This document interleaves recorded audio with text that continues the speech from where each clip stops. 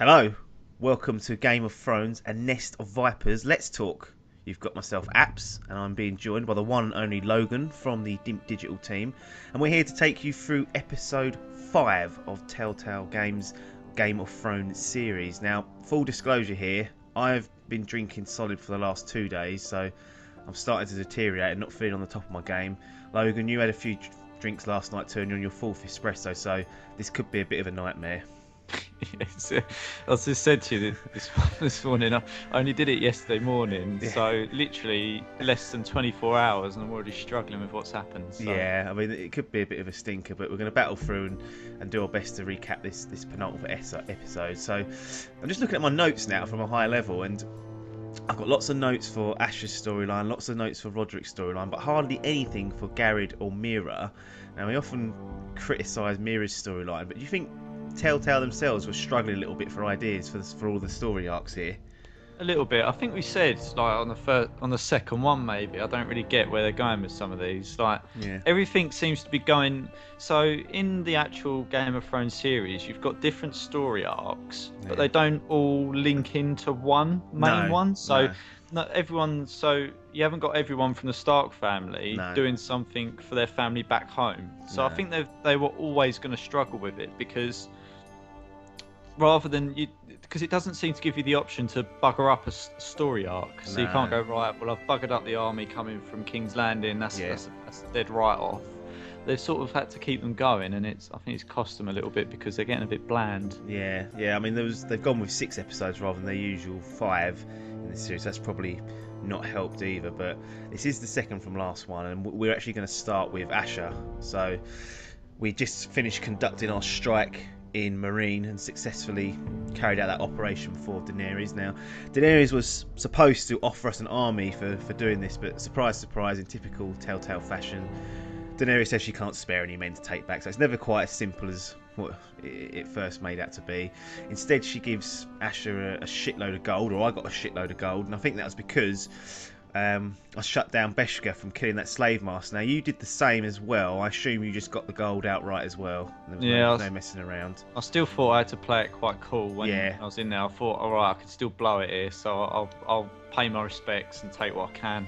She wants Malcolm to stay behind, so Uncle Malcolm is with you. He's been helping you, and he's come to find you and take you back to Westeros, but she wants him to stay behind, and he's not really a choice, but you're having a chat with him outside about the possibility of this, and I personally wasn't against letting Malcolm stay. He's probably actually safer staying there, so I was actually quite fooled and going, yep, you can go. Did you want to take Malcolm back, or was you not interested and quite happy in letting him just stay there? I don't really understand what more Malcolm can do for me, so I thought he's actually probably more used trying to build up a relationship with Daenerys, because I thought, who knows, come episode 6 I might be able to call on her. I don't know, but I thought get the dragons in and do the job. But as I say, he nearly died by a dragon once before and I had to save him, so I thought, right, I don't want to be dealing with that again, so I'll leave you here. Yeah, and it's not my responsibility if you do get put down. Out of sight, out of mind. So you get all this gold and you take off to the fighter pits, or the hall of the fighter pits with Beshka, and you first get there, and your objective is let's find an army. We've got this shitload of gold. We need to find some people to take back to Westeros. We need it. And as soon as you get there, you encounter this big fucker called Beast. He is a massive pile of shit, really. He looks like a real slob, but I got up his nose and headbutted him, which he strangely approved of. I don't know if you had a run-in with him and what you decided to do, if you just laid down or no, I did exactly the same. I thought he ain't going to respect me if I just lay down. So I thought I'm going to be really aggressive here and show off my massive testicles, and it worked. He was happy with that. In any case, you're taken to see Amaya, who seems to be the leader of these former pit fighters, and she lays down the terms for you, quite similar to Fight Club. You've got to prove yourself against their best fighter called, I think his name's maybe Bloodsong, I think they called him, which is a bit of a weird name, but he looked pretty handy with a tool, and have any chance of recruiting any of these nutcases, you need to be getting rid of him, really, or killing him, or taking him down. So you have the fight with him. Obviously you get the better of him. I assume if you don't get the better of him, the game ends and Asher gets killed, but you actually get a choice on whether to spare him or kill him. Now, bearing in mind you've got all the pit fighters who are a bit backwards in the way they think, and they, you'd think if you kill the person, they're going to respect you more. But what did you do? Did you spare him, or did you put him down and put him out of his misery and play up to the crowd, as it will? Yeah, as I say, I went in there with my bollocks and my testicles, and I was giving it all the Billy Big bollocks, so I couldn't at that point go, I'll let you live. So I killed him, just put him down. Go on. No, I just thought I thought I can't risk getting this far for them to go, nah. So I thought, but they said kill it. Whoever wins basically takes the title. So so I just thought, right, get rid of him. Yeah, I actually spared him. So weakness. Well, what I thought was, and Asher said this before he went in, or there's an option to say it, that he was apparently their best fighter, and I was thinking, well, I ain't wiping him out then. If he's the best, I've got to deal with Beast, who was no good. He let me headbutt him. Then it's going to cost me. But in any case, they still come along with me, and you go to the port there. A handful of them turn up. Bloodsong actually turned up on my one as well, so he turned up and he wasn't happy. He said he wanted to die an honourable death, but he said he'll get that chance now. I guess when he goes to war with us. But I got the approval in the end. I don't know if I got more or less men prepared to do that, because when I did spare him, they did actually say, it came up that little notification saying the pit disapproves, and I was like, well, have I just blown this? But once again, there's no sort of repercussions for my seeming mistake. They've all come along. I don't think I've ended up any worse for it. So we'll transfer over to Rodrik now, because I'll start to intertwine Ash and Rodrik. So if we just kick back to the very beginning, and I completely forgot that Ramsay Snow was there. He was sitting there with Talia, really being a bit of a prick, really. In any case, he's winding you up, and he's clearly got another agenda on his mind. He wants to take you somewhere, to show you something, and there's a chance early on to take or leave your sword. Now, I'm still a bit frightened of Ramsay after he gave Ethan a knife in his throat. I thought, I don't want to question him, so I was going to leave my sword here. Now, I don't know whether you tried to take your sword with him. I assume either way he wouldn't let you have it, but yeah, I was like, I ain't going anywhere without my sword, you can fuck off. Yeah. He was like, no, look, just took it out and put it down. I was like, why have you even given me that option then? Yeah. Why have you given an option if he's just going to take it? Pointless. Yeah, that was pointless. I'm just frightened of the guy. I don't know what he's going to do. I'm so sick of him that I will do anything. First chance I get to do anything aggressive to him, I've got to the point where I don't give a shit. I will just do whatever I need to, yeah. Because I think it works the other way around. I think if you play down to him, I think it's worse, because he sees weakness. Yeah. Where he sort of weirdly respects sort of signs of strength or fighting back. It's weird. Yeah, that is a good point. And probably coming up to the next choice is probably, again, I've puffed it, but it takes you to out in the woods somewhere. I don't know where the hell it is, but you find that Arthur Glenmore's there. He's been cut open and tortured by him. He's still alive. Now, I'll admit, when this first happened, it took me a few minutes to remember who Arthur was. Yeah. I don't know if you had that problem. I was like, right, who is this guy? I'd completely forgotten that he was leading the Glenmore army. And I think going back to this storyline business, having 4 that are running, it clouds it slightly. It did for me anyway. It clouded who people were, and I was starting to forget things. It might just be me being slow, but it took me a good couple of minutes before I realised who Arthur was, because he'd only been in the last episode for a couple of minutes anyway. Yeah. I feel like I could have used someone a bit more poignant there. Yeah, they haven't used a big character. I was expecting to go there and it be Ryan. That's it. Yeah. I was thinking, it's probably him up there or something, and I was like, bloody hell. And then it went Arthur. I was like, right, who is that? Yeah. And I was like, because I can't remember him, he can't really be that important, so I don't really care about him getting put down. No, Ramsay slices him up in front of you and Talia some more. Then the ill bastard gives you the knife, doesn't he, and says, come on, stab me, have a go. Now, as you've probably heard in my previous statement, I didn't bother. I was like, I ain't getting involved with this bollocks. I'm just going to throw the knife down. I knew I wasn't going to have to kill him, because I've seen the TV show and I can't imagine they'll completely deviate off of that. But I take it you went for him. Yeah, I fucking went for it. I was like, what's the worst thing that can happen here? Yeah. And he sort of just deflected it and went, basically, I quite like the fighting you sort of thing. He was like, I respect that. So he said to me, when you got smaller balls than your brother Ethan, I was like, wow, really been insulted here. I just thought, look, if he's giving me the chance to do it, he's not gonna let me do it, if that makes sense anyway. Yeah. So I thought, I'll just go, look, you cunt, and Yeah, I'm so sick of him. I'll do anything just to get even just a little punch on him or anything. Scratch. I'll get it on him and I'll feel better. Put him down. Ramsay then basically just announced that he's sick of the squabbling between the Foresters and the White Hills. It sounds like he's going to wash his hands of it. He says basically, we're going to leave you two to fight, and I'll take over the one house that's left standing.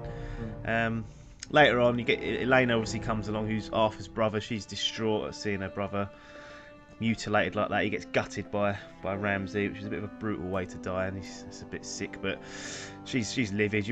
I ended up bedding her anyway. And you see, this is annoying me. Yeah. Because you're getting exactly the same things with Elena, and she's supposed to be fucking married to me, or promised to marry me anyway. Yet you're still getting these fucking options to bury her. Yeah. Oh. Still get her. Yeah, it's a bit inconsistent really, because I should have been punished for that and not had a sniff at this. In any case, in the morning after, Talia bursts in whilst you're chatting with Elena, and she says there's some urgent news. She's got something to tell you. And it turns out she's discovered who this traitor is. So we've heard about this traitor in the last episode. There was rumours circulating that there's someone within the Forrester household that's revealing secrets.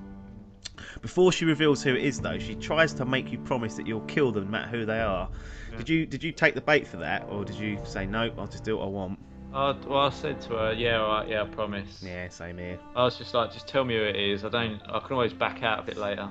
You always got exactly. Just have her annoyed. Doesn't matter. Yeah. Now, who the traitor actually is, and I've read about this, depends on who you chose as your sentinel. I'd have figured that this would be the case. Yeah. Now, because I chose, the one true sentinel in Sir Royland, I had that little rat Duncan there.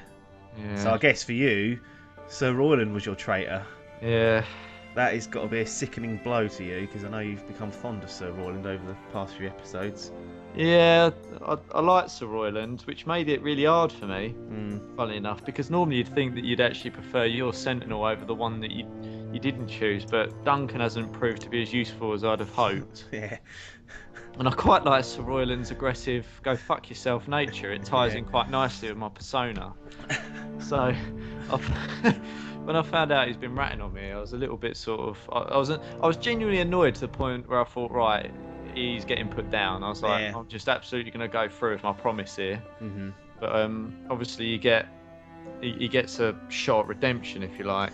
Yeah, so he's holding information. He basically mentions that Ash is going to be ambushed when he arrives, and the dilemma is, if you kill him, you won't get the information to help. If you spare him, then you might. Because it was Duncan, and because Duncan's been a weed all the way through mine, I had no qualms. I put a knife in his gut and just sent Duncan to an early grave. I was like, whatever you tell me ain't going to stop what's going to happen. Something's still going to happen. Your bit of information, you could be lying. I was like, right. And he stuck a knife in his throat. I was hoping he'd behead the bastard, but he didn't. Now, I assume that you let Sir Royland live and hope to get this information out of him. Yeah, well... Yeah, I did. I let Sir Royland live. I like Sir Royland. I like his attitude. He's been quite useful. So I thought I'll get this information out of him and we'll go from there. I was like, I need this information more than I need Talia to be happy with me. So I thought, right, well, at the risk of her getting annoyed, I'll get this information. I thought I might even get the chance to put him down at a later date if needs be. But yeah, I just got the info and just went, right, get him out of here. So was the info useful then, or was it just not really that helpful? Well, he just said to me that Ash is going to get ambushed, and I was like, right, get some people down to that coast now. Interesting. So yeah, mine was after I stuck Duncan in the gut and put him out of his misery. We ride to the coast anyway because we know there's something's happening. Right. And the game picks up at this point. You arrive, and this is the first time that you have two characters that you've been controlling throughout the game meet. So Asher and Rodrik exchange pleasantries. But shortly after that takes place, there's an ambush, and Asher and Rodrik, they're trapped in this courtyard, aren't they, with Griff and his men. Griff's obviously steaming after I stuck his eye out in the last episode. So again, I was thinking, right, that's going to cost me regardless. Should have put that bastard down. Like I said, I didn't want to stop. The game forced me to. I would have had him killed in that last episode, but once again, it took that opportunity away from me. I thought you could actually put him down. Obviously not. No. I guess this wouldn't happen, but yeah, I was really going at him, and then the game stopped me in the last episode from finishing him off, which was a bit of a frustration. But essentially, it turns out that you're trapped in this courtyard. There's a gate that can be opened. They're using the device to open the gate. It takes two of them to pull it up, and only one is going to have to get through the gate. The other one's going to have to hold it for the other. They're going to have to escape. One's going to have to stay behind and deal with Griff and his 10 or 15 men, which basically means they're going to die. So you get a choice on who is going to stay behind. Who did you sacrifice in this moment? Oh, it was really hard. It was. Yeah. You didn't get much time either. The screen started going red, and I was like, Christ. No, I Lord Rodrik stayed behind for me. Yeah, I've been Rodrik as well, because the way I look at it, he's a crippled mess. Every time there's been a physical confrontation, he's just been pushed over, so you can't really stand up for yourself with him. And to be honest, after I'd stuck like Griff's eye out and stuff, I thought, to be honest, I've really ruined his character anyway. He's already gone off the rails, so he's of no use to me now. This is basically the end of it. Asher gives me a chance at a fresh start in the last episode.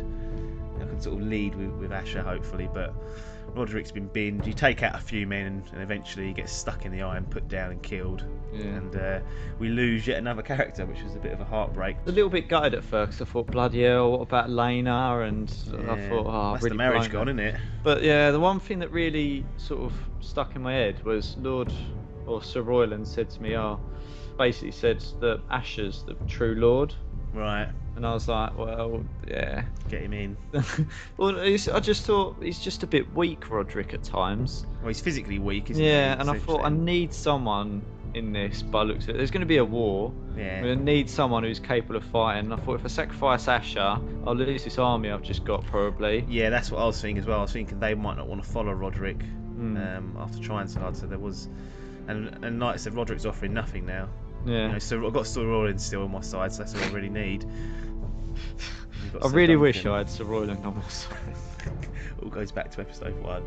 So yeah, it ends and we both lose Rodrik, so it'd be interesting to see how that plays out in the final episode. Let's quickly skim over the other two storylines, because not a lot happened. Like Mira, for example, Sarah, your friend, quotation marks, basically just binned you off and said you're too much of a handful, you're going to cost her, so you're not going to be friends with her anymore. Cersei summons you.